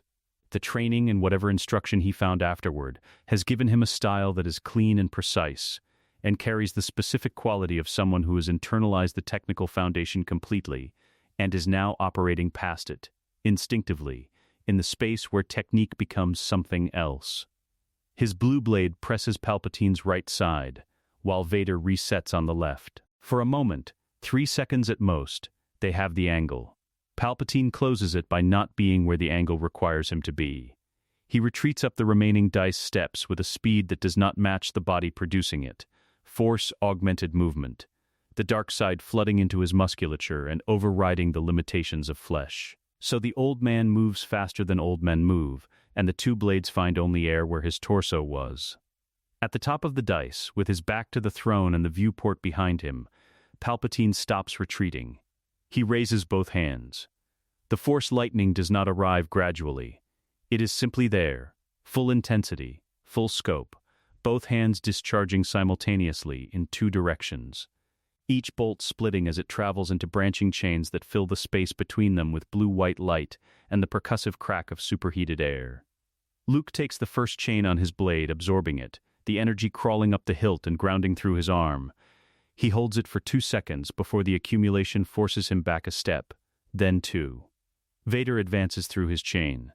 The first bolt hits the chest unit, and the suit registers it immediately, not as a combat impact, but as something worse. A direct energy intrusion into systems that were never designed to absorb this. The conductive shielding disperses the initial strike across the armor's surface, but the bleed-through is instantaneous, the chest unit's primary power cell dropping 6% in a single exchange. Warning indicators cascade across his internal display. Temperature inside the suit spikes. The respiratory bellows stutter. 1 missed cycle, recovering. But the recovery is slower than it should be. He keeps advancing. The second bolt hits. 12% now. The suit's temperature regulators are screaming. The respiratory system is laboring in a way he has not felt since the medical bay on Mustafar, the bellows working against cascading system load rather than with it. Each mechanical breath arriving a fraction late. Each exhale costing more than the last. His left knee does not buckle. He will not allow it. But the effort of that refusal is a cost added to all the other costs. And the costs are accumulating faster than the suit can compensate. He takes 1 more step. Then another. The chain is unrelenting, Palpatine feeding the discharge with the full reserve of 60 years of dark side mastery, and the suit's primary power cell is at 40% and falling, and the temperature inside the chest unit has reached a threshold the system flags as critical rather than warning, and his vision is not blurring. The suit's failing systems are still managing that. But the edges of his concentration are developing a heaviness that is not fatigue, but its precursor, the specific quality of a body working past its designed limits and beginning to report that clearly. He is 8 meters from Palpatine. Then 6. Luke comes in from the side. He does not fight through the lightning's edge the way Vader did. He finds the gap between the chain structure and the throne room wall, a narrow corridor where the force application is thinner, and moves through it with the speed of someone who has learned to read the force's topology the way a sailor reads water. He arrives on Palpatine's unprotected right side in the same moment Vader closes the last distance on the left. Palpatine turns to face Luke because Luke is faster and closer. His hands come up for another lightning discharge. Vader's blade takes his right arm at the elbow. The discharge dies unborn. The thin blade drops. Palpatine's body responds to the wound with something that is the dark side equivalent of pain. A total, involuntary redirection of focus. And Vader feels the chain cut off with the abruptness of a severed wire. The lightning simply stops, and the silence it leaves behind is so sudden it registers as a sound of its own. The suit's systems continue their alarm cascade into the silence. Primary power cell at 31%. Respiratory bellows at reduced efficiency. Temperature critical and holding rather than falling, the regulators working to correct what the sustained discharge did to the internal environment, and not yet winning. He is standing. He is functional. But the margin between functional and not is narrower than it has been since the suit was first fitted to him, and he is aware of exactly how narrow it is with the clinical precision that has always been his particular form of honesty about his own condition. Luke's blue blade drives forward. The thrust is clean, precise. The specific movement of someone who has accepted what is necessary without distancing themselves from it, present in the action, fully, without the cruelty that would make it something other than what it is. But Palpatine is not finished. He does not reach for the thin blade. He reaches instead for something older and larger. A force sense extension so massive that both Vader and Luke feel it as a physical pressure change, the air in the throne room compressing by a fraction of a degree, the lights flickering in their housings as the dark side draws on the station's own ambient systems in some way that has nothing to do with technology and everything to do with a mind that has been practicing this for 6 decades. Luke's thrust skates wide as Palpatine twists with the dark side reserve, moving through his wound rather than with it. A motion so wrong in its physical logic that it belongs to something beyond ordinary flesh. The blue blade scores his side rather than penetrating. He slides backward, trailing, and his remaining hand comes up. The force storm begins as a localized event, a tight cyclone of dark side energy, building in the space between Palpatine and the two of them, pulling debris from the floor and accelerating it outward. Luke deflects 3 pieces. Vader takes one against the helmet and does not move. He cannot afford the energy expenditure of movement. The suit's reserves directing everything toward maintaining the respiratory cycle and keeping the chest unit's temperature below the threshold where it begins to affect the cardiac function it supports. Then the storm expands. The viewport behind Palpatine's spiderwebs, internal pressure changing fast enough to stress the transparent steel, the cracks spreading from the center outward in a pattern that suggests the glass has perhaps 30 seconds before it fails entirely. The throne room lights drop to emergency backup, casting the space in red. The floor vibrates with a resonance that comes not from the station systems but from the force itself, operating at a magnitude that the physical environment cannot fully accommodate. Vader calculates the transparasteel timeline. He calculates the suit's power cell timeline alongside it. The 2 timelines are closer together than he would prefer. He moves toward Palpatine through the storm's edge, and the storm hits him, the full edge of it, a wall of force-dense pressure that stops him mid-stride. The suit reads the contact as another energy intrusion, and the power cell drops 3% more before the shielding can adapt. 28. The respiratory bellows miss a cycle and do not recover it cleanly. The mechanical breath arriving wrong, too shallow, the timing off by a fraction that his body registers as deprivation, and the suit's systems register as a fault requiring immediate correction, and receive only partial correction, because the power available for correction is not what it was 60 seconds ago. He does not go back. He takes 1 step. The step costs something specific that he cannot quantify, but can feel precisely. A depletion that is not pain and not fatigue, but the particular sensation of a system running on reserve rather than supply. Then another step.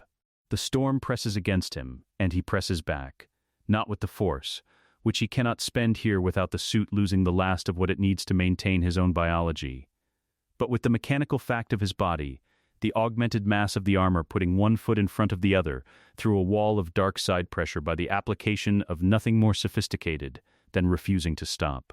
He is 10 meters from Palpatine. Then 8.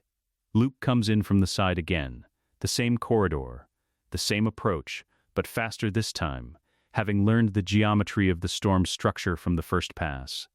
He arrives at Palpatine's exposed right side and brings the blue blade down not as a killing blow but as a displacement, a cut aimed at the remaining arm. Designed to end the storm by ending the concentration that maintains it. Palpatine spins. The thin blade is gone but his body is not spent, the dark side sustaining him past what the wound should permit, the same malice-preserved resilience that has made him dangerous in this room for the last 5 minutes, making him dangerous still. He intercepts Luke's displacement with a force push, so compressed it arrives as a single physical impact, catching Luke in the sternum and sending him backward off the dais edge a second time. In the moment of that extension, Palpatine's focus committed entirely to Luke, the storm flickering as his concentration divides.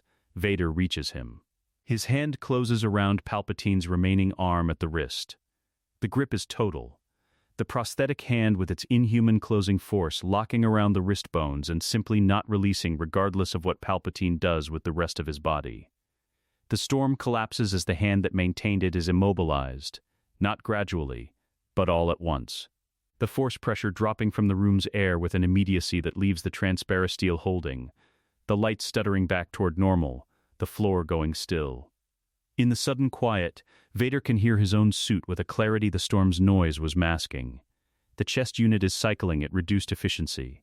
The power cell is at 26% and stable, no longer falling. But the stability is the stability of a system that has stopped losing ground, rather than the stability of a system with reserves.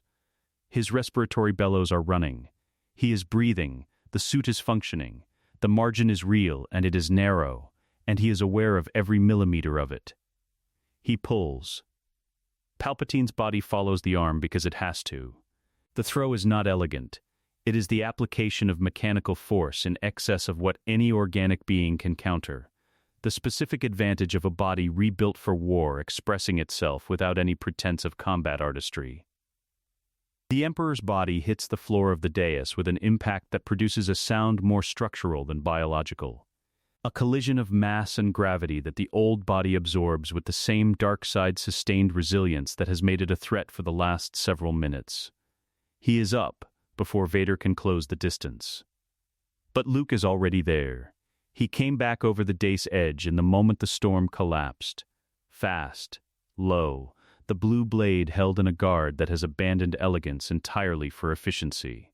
He arrives on Palpatine's blind side in the last second of the Emperor's rising, and brings the blade forward in the same clean, precise thrust as before, and this time there is no reserve to draw on, no storm to generate, no dark side expenditure remaining that is not already committed to keeping the wounded body upright. The thrust connects. Palpatine looks down. Then he looks up. At Vader.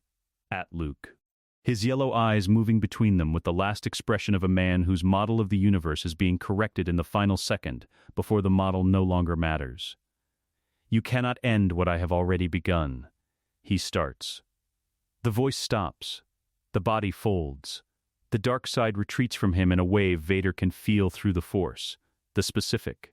Total withdrawal of the power that sustained the flesh, leaving behind something that was a man and is now simply mass. He hits the floor of the dais and does not move. The throne room alarms are distant. The space battle continues outside the starred viewport, its lights moving in the far dark like a slow catastrophe. In the red emergency lighting, the smoke from scored armor and burnt floor and the thin aftermath of the force storm drifts upward in the dead air. Vader stands at the foot of the dais and watches the space where Palpatine's force presence was, and finds nothing. Not dormant. Not retreating. gone. The distinct absence of something that was immense. And then, a change. Something peeling away from the dead flesh. Something with momentum that does not stop at the room's walls. He can feel it moving. In the Force, like a signal sent before the transmitter broke. Outward. Accelerating. A thread of dark intention arrowing toward a direction he knows. Vader watches the thread go. Let it go, he thinks. Let it run. There is nowhere left for it to land. He does not say this aloud. Luke is 3 meters to his right, breathing hard, the blue blade finally extinguishing in his hand. The throne room settles around them, the creak of stressed metal, the distant percussion of the battle outside, the mechanical rhythm of Vader's respirator filling the space between.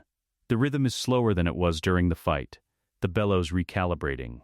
The suit finding its new equilibrium at diminished capacity, the chest unit's temperature dropping by fractions toward something that will pass for normal. Palpatine's body lies at the foot of his own throne. The throne room is silent and does not know yet that it is free. The cultists feel it before it arrives. They stop mid-chant, 100 voices cutting out in ragged sequence, not together. Each one faltering as the sensation reaches them at slightly different moments, like a wave moving through a crowd. The acolytes in the upper halls go still. The technical staff at the monitoring stations look up from their instruments without knowing why they looked up. Overseer Thanis, in the engineering corridor 3 levels below the vat chamber, sets down her datapad and stands without deciding to stand. Something is coming. The force builds in the vat chamber the way pressure builds in a sealed system. Nowhere to go. Accumulating against the walls, the bioluminescent fluid in the tanks responding first, its slow rhythmic pulse accelerating, the green-red light brightening from within each cylinder as the dark side charge in the chamber rises toward a threshold that the architecture of this place was designed. Across years of preparation, to receive. The chanting resumes. Involuntary, reflex, the acolytes begin it without instruction because this is what they were made for. This specific moment, this specific arrival, and the training runs deeper than conscious choice. Their voices fill the citadel from the upper spires to the sub-level ducts, rising in the guttural Sith liturgical tongue, growing louder as the presence grows closer, as the thread of dark intention that left the Death Star throne room accelerates through the void between them toward its destination. It arrives. Not gently. A consciousness of that magnitude, traveling that distance, across the thin membrane between presence and absence, it arrives the way lightning arrives, instantaneous and total, flooding the chamber with a force pressure so dense that 3 acolytes near the primary vat bank simply collapse, overwhelmed, their bodies hitting the stone floor without transition between standing and fallen. The vats blaze, every cylinder simultaneously, the bioluminescent fluid going from its normal dim pulse to a blinding intensity, the green-red light so bright it pushes hard shadows into every corner of the chamber, the transparasteel walls of each tank, taking the strain of something vast pressing outward against them, seeking purchase, seeking a surface to occupy. Palpatine's consciousness reaches for the nearest vessel. The vessel's cellular structure reaches back, the tissue prepared, attuned, genetically configured across years of meticulous cultivation to receive exactly this. The connection forms, begins to take hold. The consciousness flows toward the anchor the way water flows toward a drain, following the path of least resistance, the biology of the prepared clone drawing it in. The compound activates. There is no dramatic pause, no warning. The dark side surge of an actual essence transfer event is exactly the trigger the compound was designed to recognize, and it recognizes it the way a lock recognizes its key, immediately, completely, without ambiguity. The catalytic reaction begins in the first vessel and propagates through the shared nutrient recirculation system at the speed of the fluid's own movement, reaching the second vat before the first one has finished failing, reaching the 10th before the second has fully failed. A cascade that moves through the array with the patient, total efficiency of a process that has no mechanism for stopping once it begins. The first tank ruptures. The transparasteel does not crack. It fails structurally, the entire cylinder losing integrity at once, the dark amniotic fluid spilling across the stone floor in a wave of cooling bioluminescence, and the tissue inside does not spill with it. It dissolves. Not slowly. The cellular structure, reacting to the compound's activation, loses coherence in seconds, the carefully cultivated clone flesh coming apart at the molecular level, the years of preparation unwinding in the time it takes to exhale. The consciousness that was moving toward it finds nothing. The second tank goes. The third. The fourth and fifth simultaneously, their shared feed line delivering the compound to both, in the same pulse. The cascade moves down the rows with mechanical indifference to the magnitude of what it is destroying. Decades of secret cultivation. The entire infrastructure of Palpatine's immortality. Tank by tank, each failure producing the same result. Nowhere to land. Nowhere to anchor. Nowhere to take hold. The consciousness reaches for vessel after vessel and finds each one dissolving in the moment of contact, the anchor points disappearing faster than it can redirect toward the next one, the array failing faster than a mind. Even this mind can process and adapt. The chanting stops, not the gradual raggedness of before. All at once, every voice, cut off as though something reached into the chamber's acoustic space and removed the sound. The acolytes feel it, the thing they were chanting toward, the presence they were calling home, losing coherence, losing definition. The vast dark side signature breaking apart the way a signal breaks apart when the transmitter fails, becoming noise, becoming static, becoming less, becoming nothing. The last tanks fail. The bioluminescence dies with them, each cylinder going dark as the fluid spills and the tissue dissolves, until the chamber that was blazing 60 seconds ago is lit only by its standard amber emergency strips. The stone floor covered in cooling fluid that carries no pulse, no light, no indication that it was ever anything other than dark water. The silence that follows is not the silence of a room between events. It is the silence of a room in which a particular thing will never happen again. Overseer Thanis stands at the chamber entrance. She does not enter. She looks at the dark cylinders and the wet floor, and the acolytes who have not risen from where they fell. And she understands, not the mechanism, not the specifics, but the category of what has occurred. And she sets her datapad against the wall with the precise, careful motion of someone who is no longer certain what their job is, because the thing the job existed to serve is gone. Death Star 2, the throne room. The same moment. Vader feels it. He is standing at the foot of the dais with Palpatine's body at his feet and the smoke of the throne room settling around him, and the thread he watched leave, the dark intention arrowing toward Exegol, comes apart in the Force, the way a rope under tension comes apart when the last fiber fails. One moment it is there, faint but coherent, moving. Then it is not moving. Then it is not there. Then it is nothing. He stands with that knowledge for a long moment. The respirator marks the time, slower than before, steadier, the suit finding its footing in the aftermath of the lightning's toll, the power cell holding at its reduced level without further loss. The battle outside the viewport continues its slow, catastrophic progression.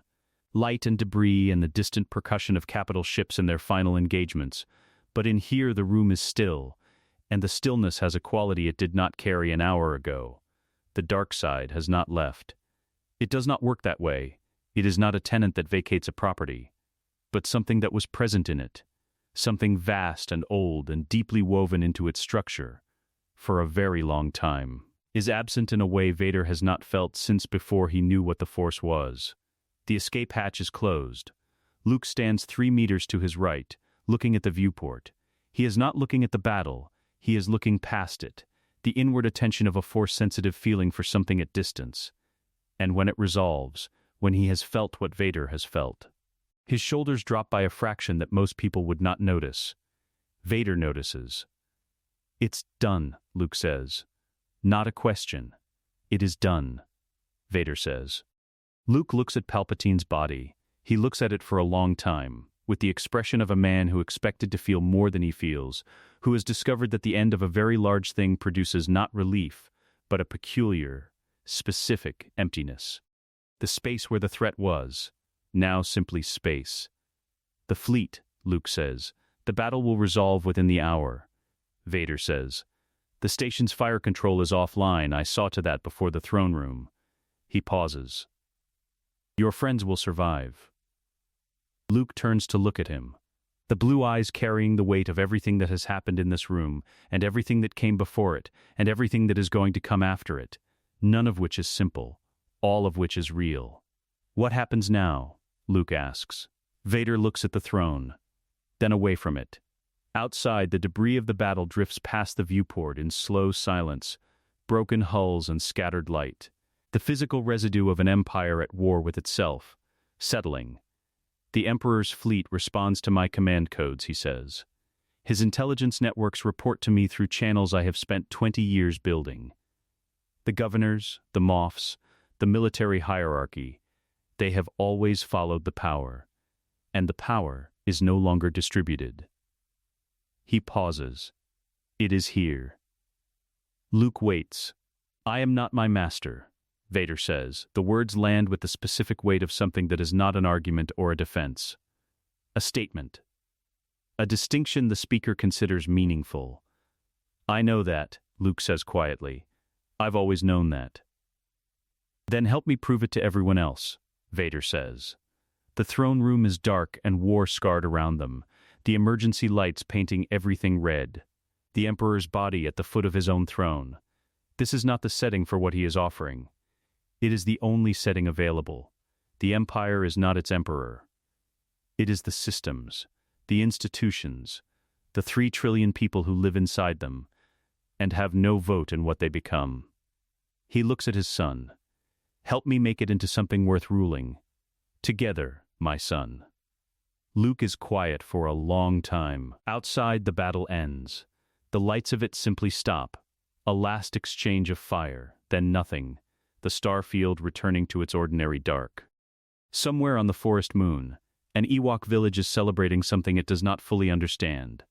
Somewhere in the Sullust system, a rebel fleet is receiving the news, and not knowing how to categorize it. Here in the throne room, Luke Skywalker looks at his father across the body of the man who made them both into what they are. Not an empire, Luke says finally. Something different. Something that doesn't need a throne room like this. Vader considers it. Something different, he agrees. It is not a treaty. It is not a plan. It is 2 people in a wrecked room at the end of a very long war, standing in the first moment of something that does not have a name yet, because nothing that comes next has happened yet. The alarms fade, one by one, as the station systems register the cessation of hostilities and begin their automated shutdown sequences. The red emergency lighting gives way, slowly, to the pale standard illumination of a building returning to its resting state. The galaxy's future is unwritten. For the first time in 20 years, so is Vader's. He breathes. Let us know what you'd like to see next. The end.